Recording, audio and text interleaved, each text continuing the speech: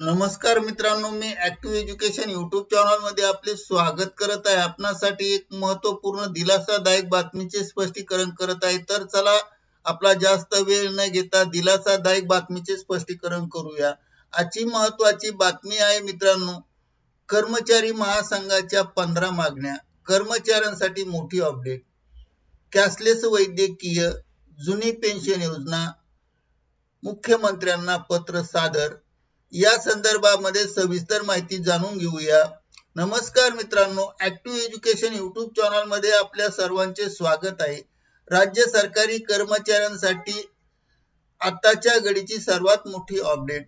राज्य कर्मचारी गट ड कर्मचारी मध्यवर्ती महासंघाने दिनांक 13 जुलै 2026 रोजी माननीय मुख्यमंत्री आणि उपमुख्यमंत्री यांना 15 रास्त मागण्याचे निवेदन सादर केले आहे।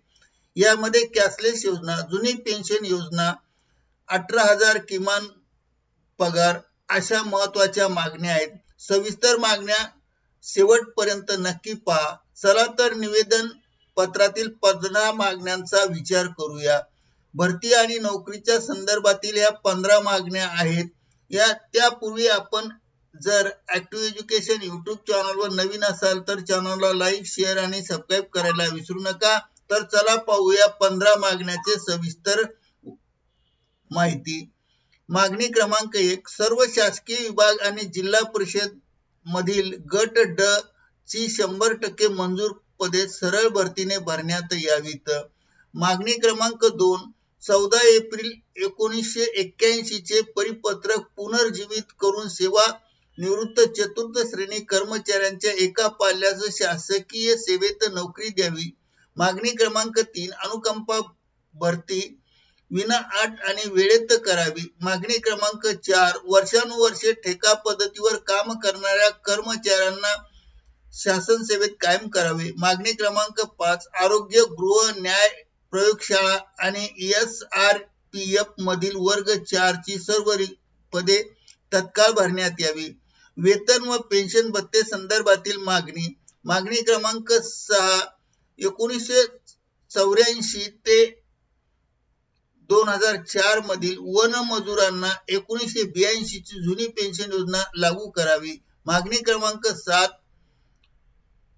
1 नोव्हेंबर 2005 नंतर लागलेल्या पण आधीच्या यादीतील अनुकंपा उमेदवारांना जुनी पेन्शन योजना मंजूर करावी। मागणी क्रमांक 8, केंद्राच्या शिफारशीनुसार म्हणजे केंद्र सरकारच्या शिफारशीनुसार गट ड कर्मचाऱ्यांचे किमान मूळ वेतन हे 15,000 रुपयाऐवजी 18,000 रुपये करावे। मागणी क्रमांक 9, रुग्णालय आणि कार्यालयीन सफाई कामगारांना महानगरपालिकेतील घाणकाम भत्ता मिळावा। मागणी क्रमांक 10, आदिवासी विकास खात्यातील वर्ग 4 कर्मचाऱ्यांच्या वेतन त्रुटी हायकोर्टाच्या आदेशानुसार त्वरित सोडवाव्यात। सुविधा आणि इतर मागण्या पुढील प्रमाणे आहेत। मागणी क्रमांक 11, खाजगी आणि कंत्राटी पद्धत बंद करावी। मागणी क्रमांक 12, पोलीस कुटुंब आरोग्य योजनेप्रमाणे सर्व चतुर्थ कर्मचाऱ्यांसाठी कॅशलेस वैद्यकीय सेवा सुरू करावी। मागणी क्रमांक 13, प्रत्येक जिल्ह्यात 5 एकर भूखंड स्वतःच्या हक्काचे घर द्यावे आणि 70% कर्मचाऱ्यांकडे घर नाहीत। मागणी क्रमांक 14, आदिवासी आश्रमशाळेतील कर्मचाऱ्यांचे स्थलांतर करू नये आणि अशाश्वत प्रगती योजनेची प्रकरणे निकाली काढावी। मागणी क्रमांक 5, आदिवासी खात्यातील शिपाई आणि कामठीदारांना लाडपागे समितीच्या अहवालानुसार सफाई कामगारांना वारसा हक्क योजना लागू करावी आणि ह्या सर्व मागण्याचे 15 मागण्याचे परिपत्रक किंवा पत्र 13 जुलै 2026 रोजी मुख्यमंत्री उपमुख्यमंत्री यांना सादर करण्यात आली आहे। मित्रांनो, ह्या होत्या कर्मचारी ड च्या महासंघाच्या 15 महत्त्वाच्या मागण्या। सरकार यावर काय निर्णय घेते हे पाहणे महत्त्वाचे आहे।